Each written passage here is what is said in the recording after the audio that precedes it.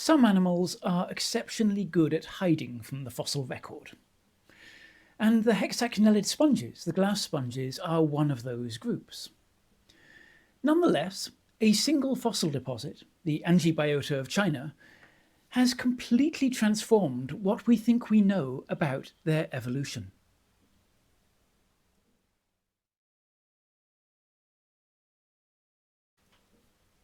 Welcome back, everyone. This is another instalment in a long series that I'm doing on the history of sponges. Because, somebody's got to, right? Yes, right, of course. Definitely. So, you can find an entire playlist on this, including an introduction to the major groups of them, and one about the hexactin problem, which is kind of also relevant to this as well. There's also a video introducing the Anji Biota, and I'll put links in the description for those that are new and need a sort of primer. So, a lot of this series has been looking at the early evolution of the group, and particularly the interpretation of some of these weird early fossils that don't really match up with anything we have alive today, and which to me should be in separate parts of the evolutionary history of the group, possibly separate classes in some cases, or in the stem groups, the branches leading towards the modern groups of sponges in others. But we also need to work backwards from the modern ones, and I've done this with demosponges, tracing their ancestry as far back as we can. And it's time we had a look at hexactinellids, the modern hexactinellids. So I'll say at the beginning that many people, even in this field, would call anything with hexactins a hexactinellid. I've got this whole video on the hexactin problem explaining why I don't agree with that. And in that case, you have a long history of hexactinellids going back to the Cambrian abundantly. But in this case, I want to look particularly at crown group hexactinellids, things that are recognisably part of the modern lineage of the glass sponges that we have today.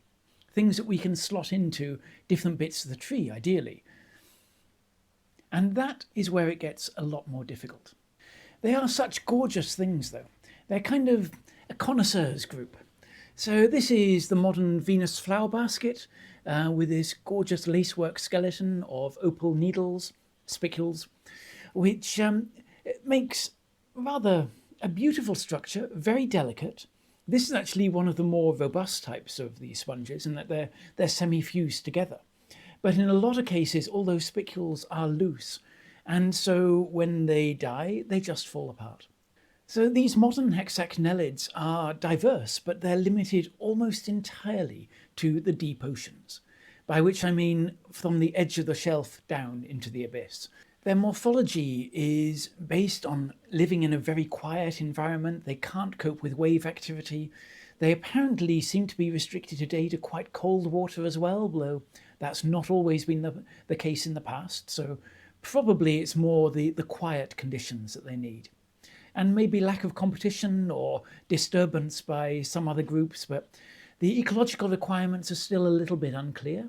But what we do know is today, you're not going to see one of these unless you go down in a diving bell. They are a long way down in the most cases. There is one cave in the Mediterranean where you can find one species, but that's very much an exception. However, their fossil record is actually quite good and very well known because of one particular time period, the Cretaceous. Particularly in Europe, UK and Europe, there is the chalk seas. These are thick deposits of chalk, which is basically made of calcareous nanoplankton, the skeletons of little algae floating in the surface waters, single-celled things.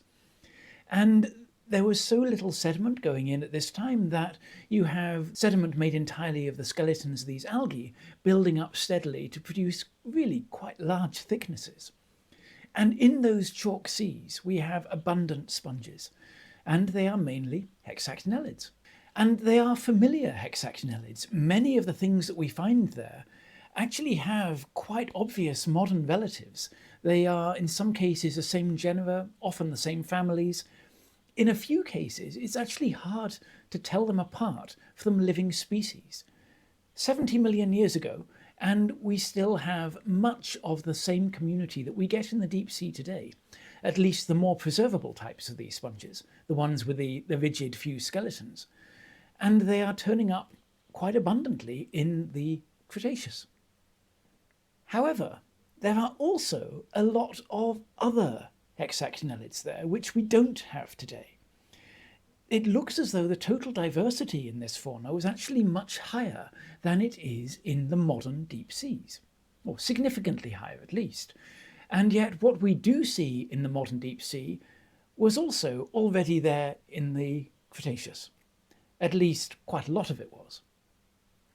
So this has led to a suggestion by Dorte Janssen, then Dorte Mel in the 1990s, who is a paleontologist and a zoologist who's worked in both fields, that what we're seeing today is basically a relic fauna, and that the history of hexactinellids goes much further back, but is hidden from the fossil record, that we just don't see it because of their habitat preference of being in the very deep ocean. And so there's been this idea, which has largely been untestable, that the hexactinellids have a much deeper history than we can see from the Cretaceous. In that case, their origins must lie hidden somewhere in the Paleozoic. Now, it's important to realise that the Cretaceous was a really unusual time. It was not normal. It had extremely high sea level. And this means that we have something like 200 or 300 metres higher sea level, has been argued, which means that most of continental Europe was actually underwater, Europe and the UK. And so there wasn't much land area. The amount of land available for bringing sediment in down rivers was much reduced. But there were pockets of it, where the mountains are especially, which gave shelter. So what you have is this very warm sea, but it was very, well, moderately deep. It went down to below the storm wave base, so it was undisturbed. You didn't have constant turbulence and motion of the water, which is the sort of conditions that these sponges like. And so you have very quiet sedimentation of just tiny particles settling through the water, and not much else coming in. And it was sheltered enough that they could thrive there, and they did. But this is an unusual circumstance. Most of the fossil record, the continents are not covered by seawater deep enough to avoid the waves. And so, well, there are probably other factors involved as well, and we've got some ideas on that, but we'll leave that for another time. But suffice to say that the Cretaceous fauna that we see of hexactinellid sponges is not typical. It's an aberrant window that allows us to see these things that are normally in much deeper water, and at that time came up onto the shelves where they could be preserved. So before that, they were hiding in the deep. And we do mean hiding, because the deep ocean is a really good place to not be fossilized, at least not for very long.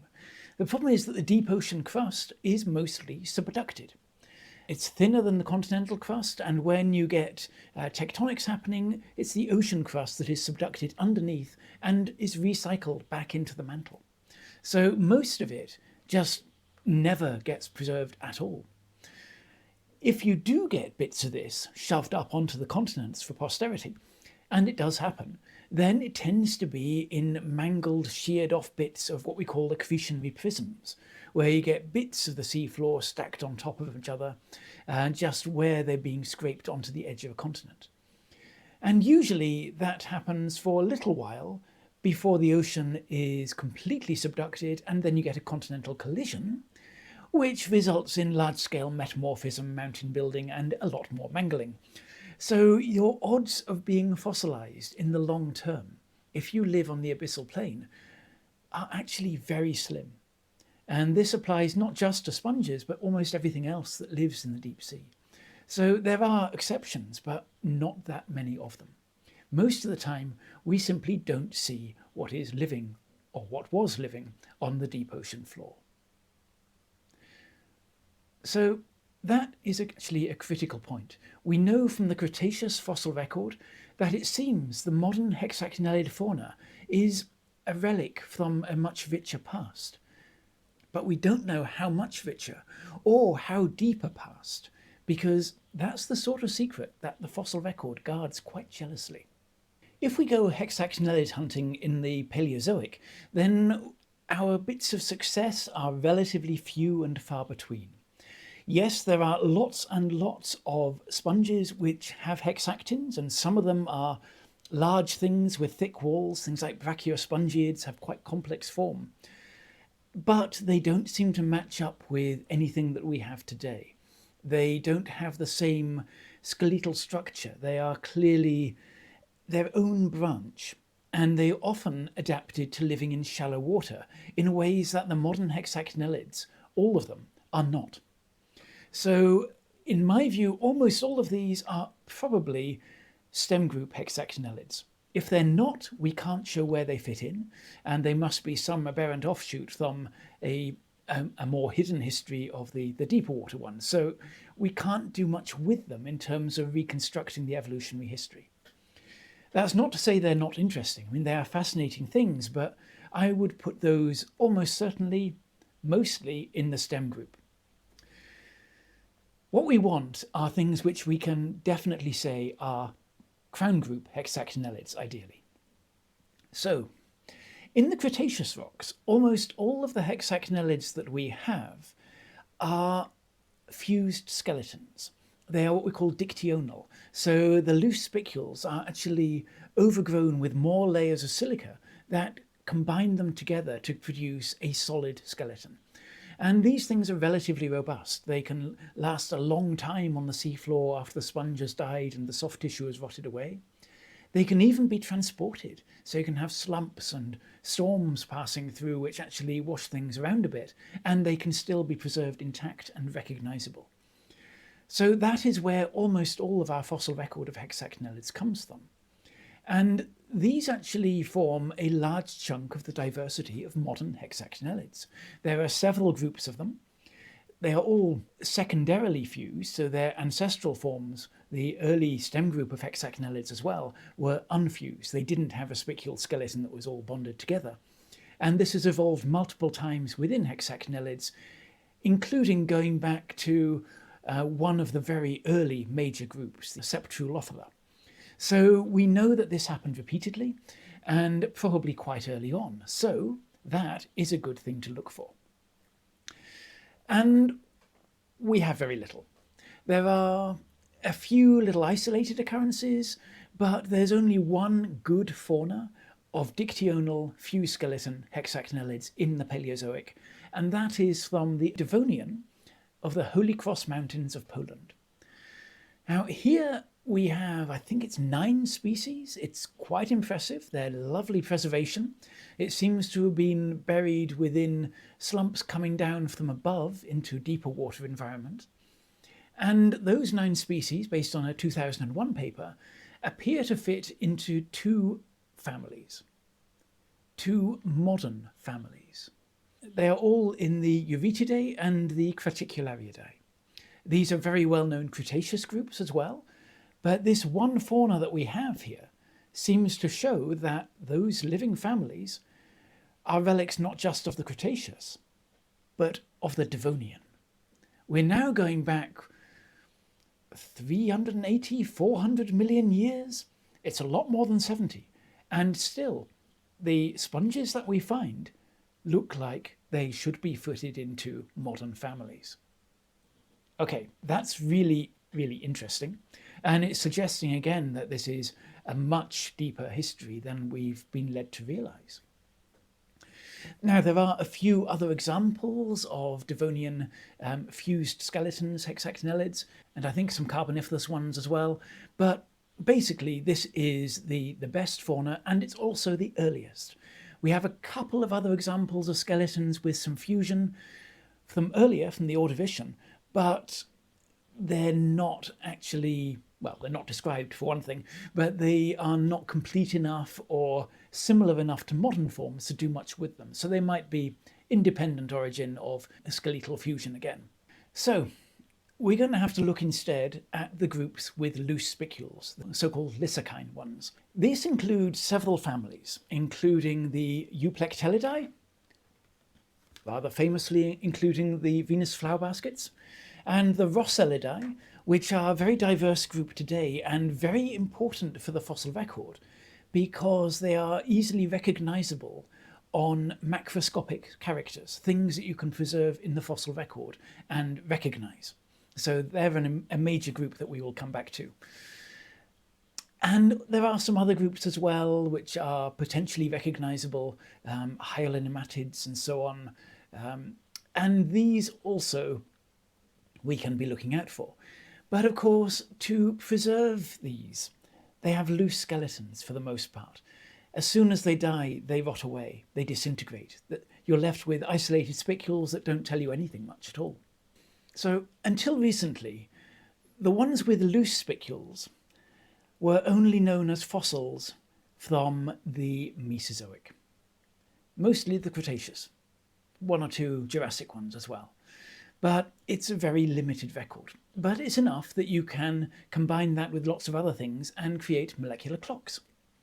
So this has been done by Dorman et al. On several occasions, and this suggests an origin of the crown group of Roselidae in the Triassic, and their stem group in the Permian. So that's when they separated from the next nearest family. The Euplectellidae, which includes Venus flower baskets, appears to have originated in the Devonian to the Permian. This is all based on the Hexactinellid crown group evolving and separating into the two subclasses in the Cambrian, which is about right. We know that because of microscleres, these tiny, really distinctive spicules that you get, which can be used for taxonomic purposes, but are very rarely preserved as fossils at all. But we have scopules, one major type of these, which represents the septulophother. So again, this dictyonal clade that includes the euretids, dictyonal today, the euretids and the Cretaceous, at the base of the Ordovician. So the story seems to be that there was a gradual diversification of the main lineages and the living families from probably the middle to late Cambrian through to the end of the Paleozoic. So that all makes sense of both the fossil record and the molecular clock estimates. Perfect. Let's go mess it up a bit, eh? So let's go back to Anji. I've done a whole video on this, introducing this amazing fauna, but the essentials are that it is from the latest Ordovician of China, and it represents a very deep water environment. We're estimating 700 to 1,000 meters, something of that order. And it's also incredibly abundant and diverse, but is dominated by sponges. Did I say but? I mean, and is dominated by sponges. That's definitely a plus point. So, although we've not published many of the species from there yet, I'm also working up a monograph of more of the fauna, a lot more, which I've currently written up about 100 species, and there's still quite a lot more to go. But it's a ridiculously diverse fauna. Now, the most extraordinary thing about this whole fauna is not the interesting early sponges with major evolutionary implications, although these are fascinating things themselves, but rather the familiar things. Because it turns out there are things here that we don't otherwise see as fossils outside the Mesozoic.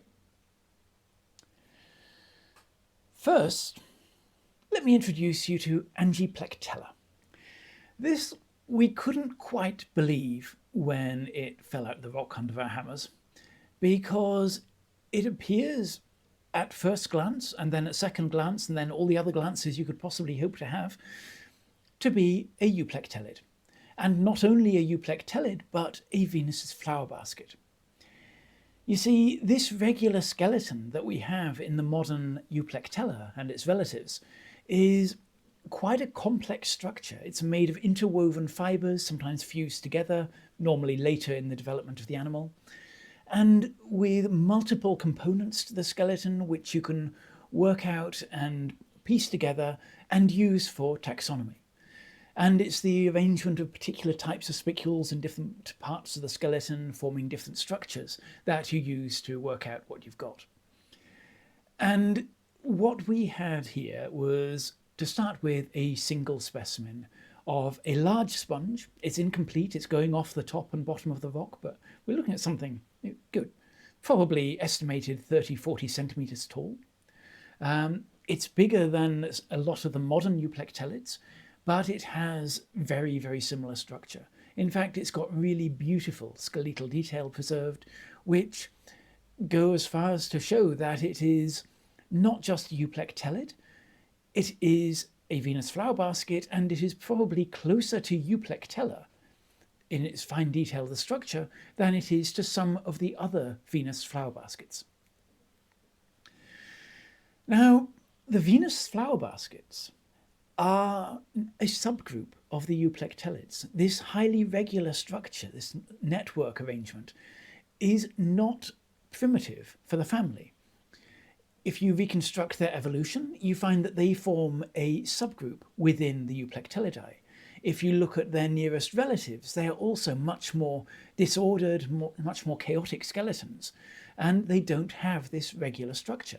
This structure we have here is actually a derived feature within the euplectellidae, which means that if we have a Venus flower basket, it is not only a euplectellid, it is a crown group euplectellid. It is within the modern group of the family. That is rather extraordinary for quite a lot of reasons. Partly because the molecular clock suggested that the crown group of these diverged somewhere around the Permian, and this is about twice as old. So we don't know how far up within the crown group this is nested as well, but it is quite a derived form. And it wasn't just the only one. So we have a couple of other euplectellids that we described in the same paper under open nomenclature, which seem to have a much more solidly fused skeleton because they're actually found fragmented occasionally. It's got the same structure, but it's, well, the similar structure but with different details, but the skeleton seems to have been fused together and the sponge itself was much smaller. Once a skeleton fuses like that, because it's a thin-walled one, it can't really get any bigger. So it grows, then it fuses the skeleton and then stays that size. There are other ones as well which haven't been described yet. We have specimens of different Venus flower baskets, one of which looks very similar to another modern genus and seems to have some of the diagnostic features of those as well, a thing called Dictyolus. So it looks like we have not just a Venus flower basket, but we have diversification within the Venus flower baskets. This is much, much older than you would expect. But the euplectellids are one of the older groups within the evolution of the Lysacinocida, this other major group of hexactinellid sponges. One of the most derived groups is called the roselidae. Now, these are lovely things. They're highly diverse, they're quite complex, and they have two major features of the skeleton which are easily preservable and certainly in combination, if not individually, these features would indicate a roselid affinity. So the first is that they have hexactins which are modified on the surface. So they have lost the outer ray, they become pentactins, so they're basically crosses on a stalk. And these spicules have been extruded beyond the body surface, so that long ray pointing inwards is embedded in the body wall, but the cross is actually forming a veil outside the sponge body wall. It's what we call prostalial pentactins. And they can form a veil, they can form a really dense structure. They are not there in every roselid, even in the modern ones, but they are there in enough of them that it is one of these features which, although it's not used to define the group, if you find it, it is diagnostic. There's nothing else that has evolved that structure, at least today. Of course, it's always possible that you can have another group evolving the same arrangement of spicules being pushed out and producing these prostalial pentactins.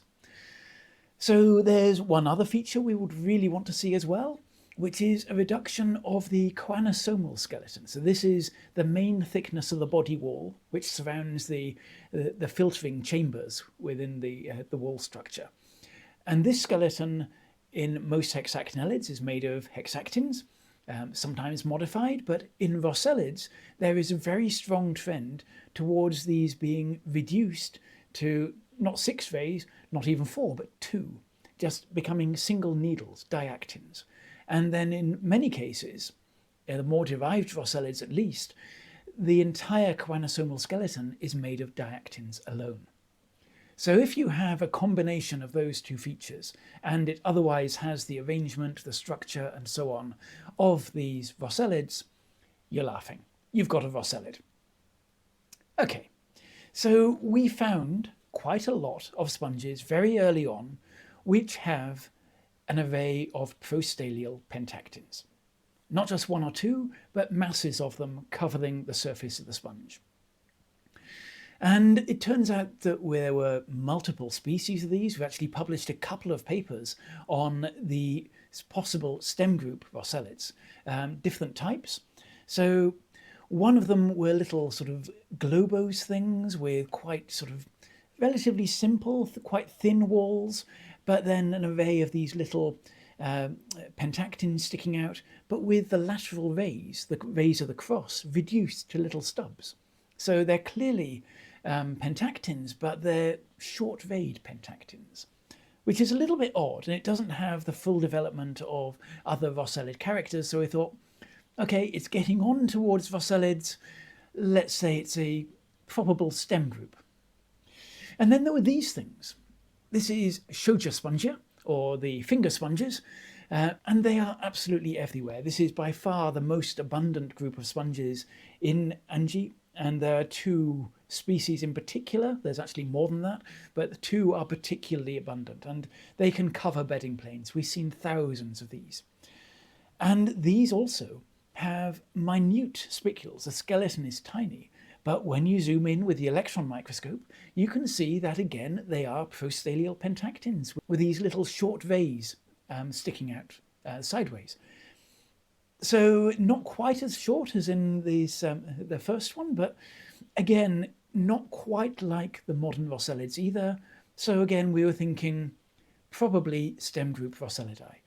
These also have some quite nice other features, including spicules which are diactins, large diactins within the body wall, and also paratropal pentactins, or storactins even. But these are spicules in which the rays are not at right angles within one plane. And this again is a feature that today is known almost entirely from roselids. So it's another indication that we are in the stem group, at least, of the roselidae. Okay, that actually matches well with what we saw for the Euplectellids in terms of the predictions, because there it was something that was meant to have arisen in the Permian, and here the stem group of roselids is also meant to have been around the Permian. So that's okay. That kind of at least is consistent. But then we started finding a lot of other things. Things like Shoja are common, they're everywhere. But when you collect a lot of fossils, you start to discover the rarities, the things which are incredibly scarce, that you only get 1 specimen in 10 years, that sort of idea. 2 or 3 if you're lucky. And those rarities start to build up. It's a common feature of ecosystems that we have what we call a hollow curve. There are a few species that are abundant, and then there are a long tail of very rare species that you only get with a lot of collecting. So the highest diversity is in the rarer species. And we recently published this one, where we took 4 of these rare specimens, just 4, alongside Martin Dorman, who does these molecular clocks and is also a zoologist, and daughter. So we had a nice collaborative group writing up these things, because these were the 4 that we thought we could get most convincingly, or present most convincingly, as being what they are, which is not only roselids, but crown group roselids. In some cases with features that link them to modern genera. Describing these was actually quite difficult, because it was quite difficult finding ways to diagnose new genera. We did that for 3 of the 4, but even so, it was difficult to find ways of separating them from modern genera. There were differences, but not quite as clear-cut differences as you might hope. And the actual diagnoses of these genera in zoology are based on features that are not preserved, so particularly the microscleres. These minute spicules that even in somewhere like Anji you're not going to expect to see because they are so tiny. And the features of them are so ornate, these tiny, tiny little rays on them, that again, they have virtually no chance of fossilizing. But nonetheless, these ones that we picked out for this paper include one very generic one, which looks like various species today assigned to Rosella, which is a sort of the dustbin basis of the Rossellidae. There's probably lots of things shoved into Rosella because they don't have any particular features that allow you to separate them. And this is one of that sort of group. We called it Eorosceloides, and it is certainly Rosella-like. It has the veil of pentactins, it has diactin-dominated choanosomal skeleton, it's got a sort of tubular body form, it's got marginalia, spicules around the osculum.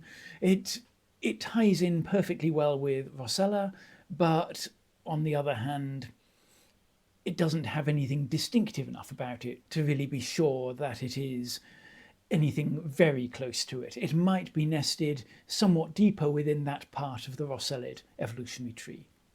So, okay, that's no problem. That was the most generic of them, though.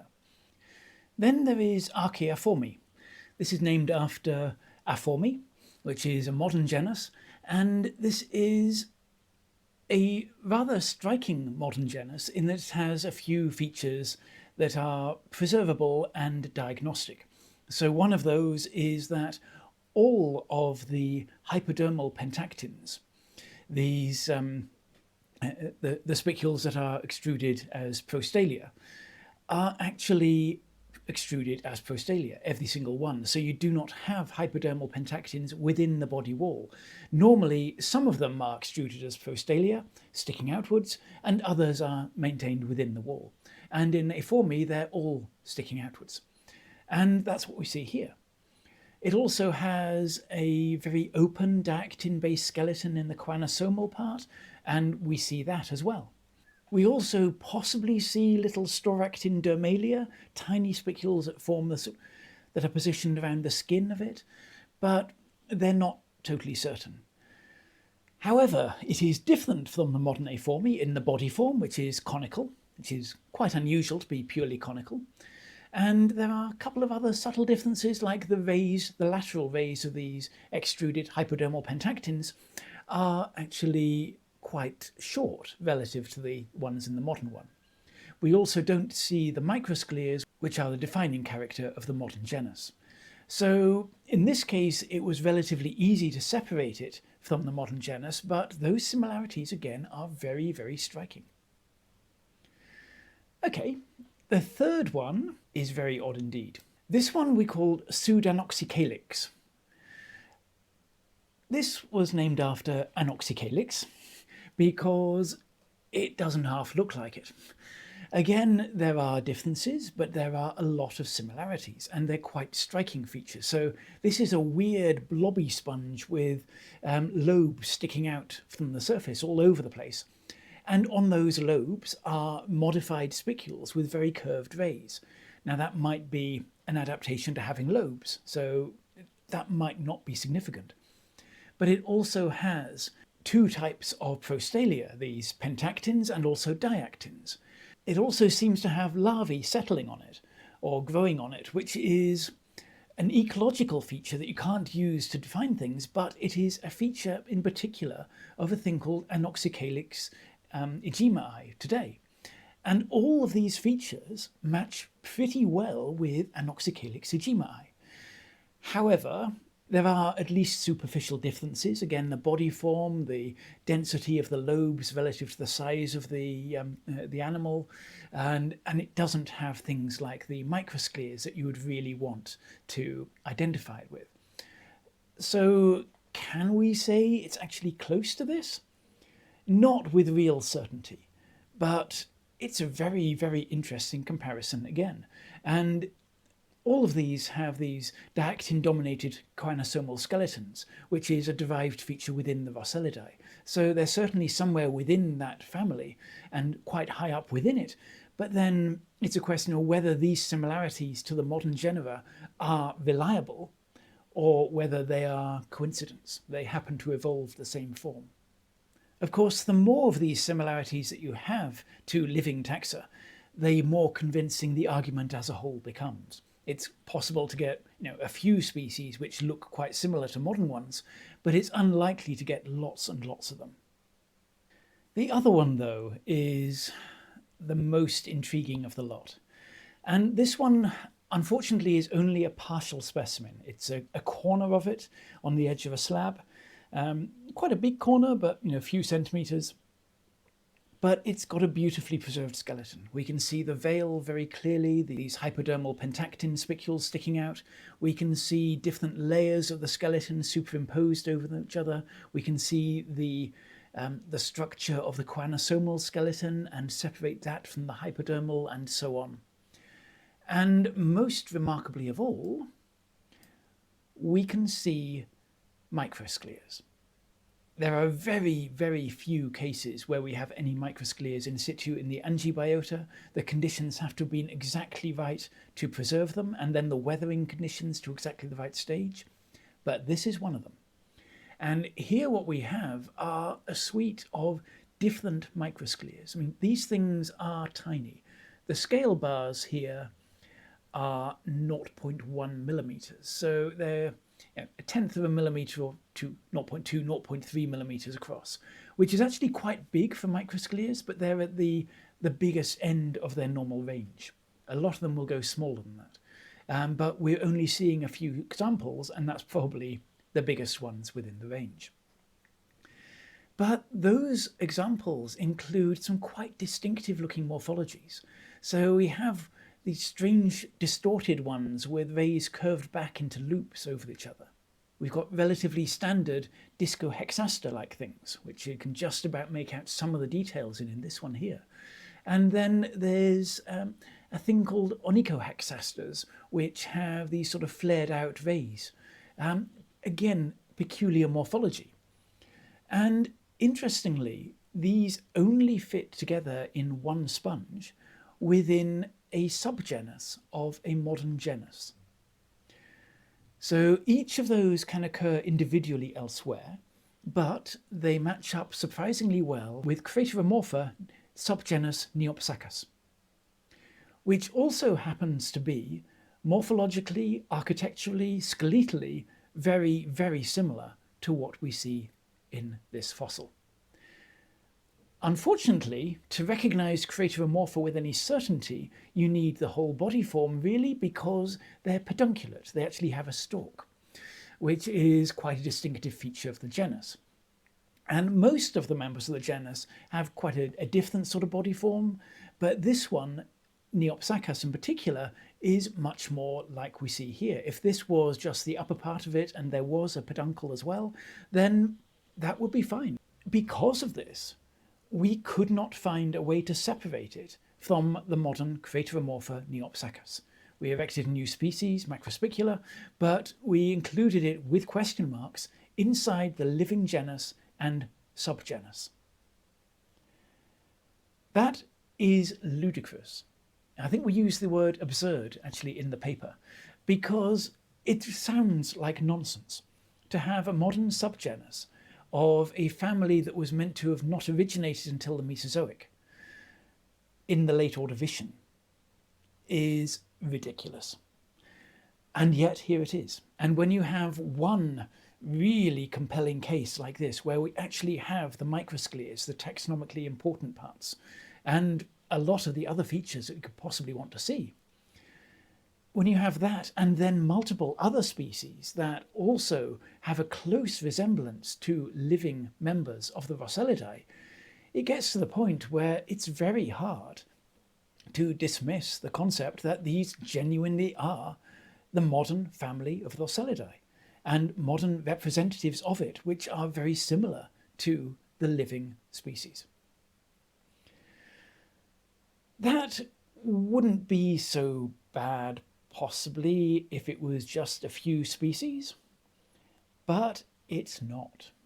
There is a lot more that we've not published yet, which I'm working up to, where we have many other sponges which also seem to coincide quite nicely with other members of the Roselidae.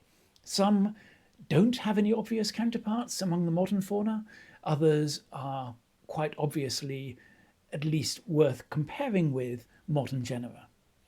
And there are some which just look like you've taken the holotype of a modern species and squashed it on the rock.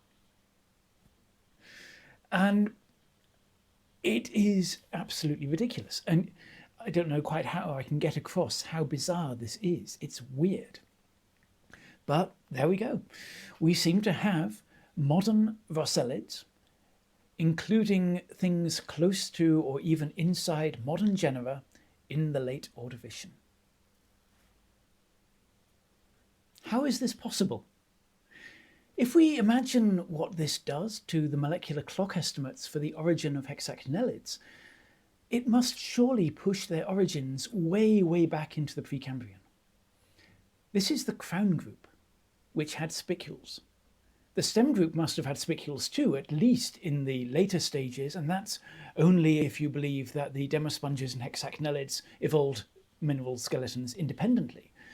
Otherwise, it goes even further back than that. But we would be pushing back the origin of recognizable hexactin spicules well back into the Precambrian. And the stem group, we know, occupied shallow water environments because we see them all over the Ordovician and the rest of the Paleozoic.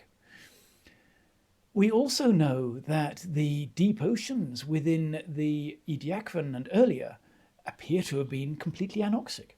So again, not viable to have Hexactinellids going that far back. The argument for a sort of Cambrian origin of Hexactinellids is pretty compelling. It's based on everything that we see in the fossil record and everything we understand about the potential for habitat occupation in the Ediacaran. So is there a way of having both Ordovician crown group roselids and a Cambrian origin of Hexactinellids?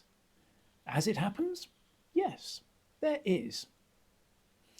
Molecular clocks rely primarily on the assumption that mutation rates within a lineage only vary within certain limits. Those limits are flexible with modern techniques and statistical, but if you allow it to do absolutely anything, then you don't have any reason to constrain anything. So the clock method can't handle it at that point. So what the clocks assume is that there is a certain consistency, at least within the evolution of a particular group. Otherwise, the clock breaks. And it turns out that, on theoretical grounds at least, Hexactinellids should do exactly that, break the clocks. Because I mentioned at the beginning that Hexactinellids include some extremely long-lived animals. They range from centuries up to 10,000 years, probably more, among the few species that we actually know quite well.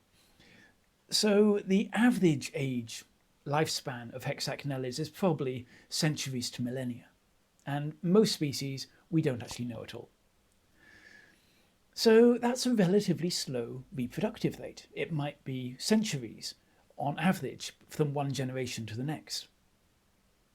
If you go back to their ancestors, though, the earliest sponges that led to Hexactinellids must have had a more similar reproductive, regenerative rate to the other groups, you would think, and that you'd expect to be on the scale of years to maybe a few decades.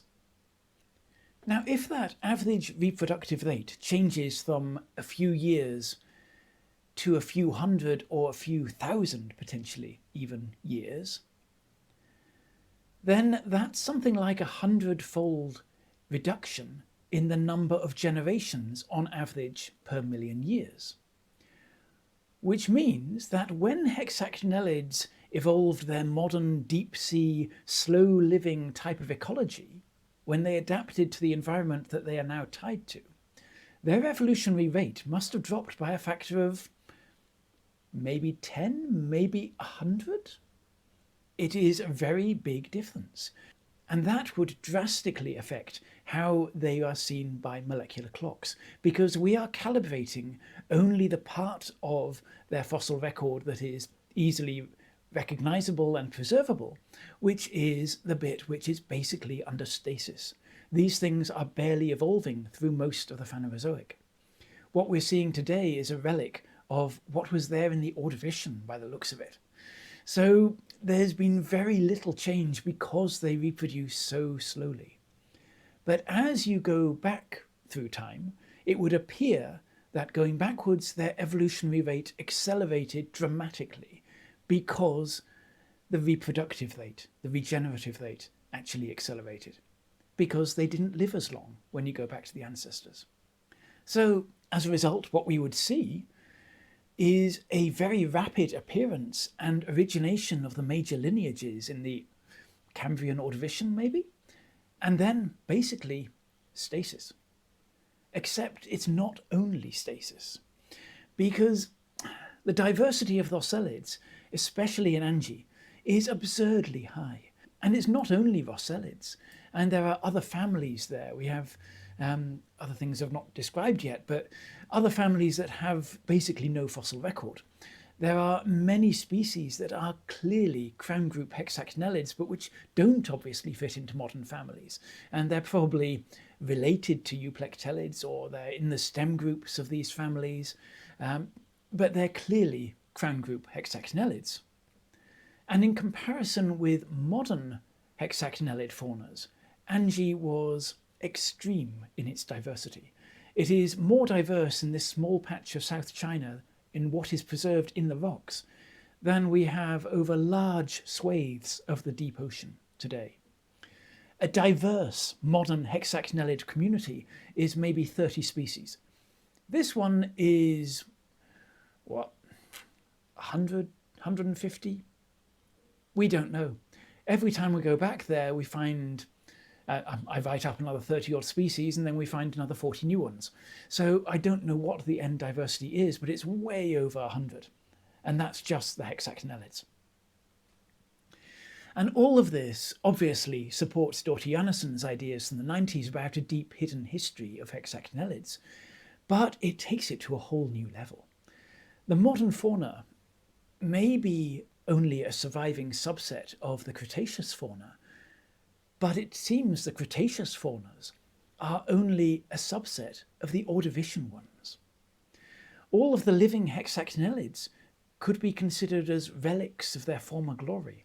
It looks as if the trend towards fused rigid skeletons happened later on, but the diversification of the Hexactinellid lineages and diversification within the families had already happened by this point. Their diversification was really incredible, and it must have happened during the Ordovician or perhaps the late Cambrian. Although we don't know much about the later Paleozoic, they seem to have been declining ever since. So can we narrow down the diversification phase better? Well, yes, we can to some extent. In the Cambrian, we have a hard constraint in the Hetang biota. This is an extraordinarily rich early Cambrian fauna from China in black mudstones with the same preservation style in the same sort of environment as Anji. It's deep water, and we even get the same carbonaceous preservation as seen in a paper by Tang et al. From 2019. It's also full of sponges, but they are ascosponges and reticulosans and tachycaroids. They are all these primitive groups. There is nothing there that looks like a crown group Hexactinellid. At least nothing that's been described, and nothing that we saw when we spent some time there on fieldwork. So it looks like, from what we see so far, Hexactinellids, the crown group, had not evolved by this time. That's not too surprising because this is the early Cambrian. In fact, it's one of the earliest articulated sponge faunas that we have anywhere. But this predates Hexactinellids, it seems. We have in the Middle Cambrian in Utah something that looks like a Hexactinellid, but a little bit simpler.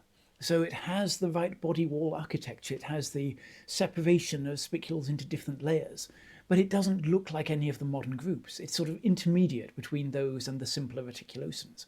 So that, we think, is probably a stem group Hexactinellid getting towards the crown group.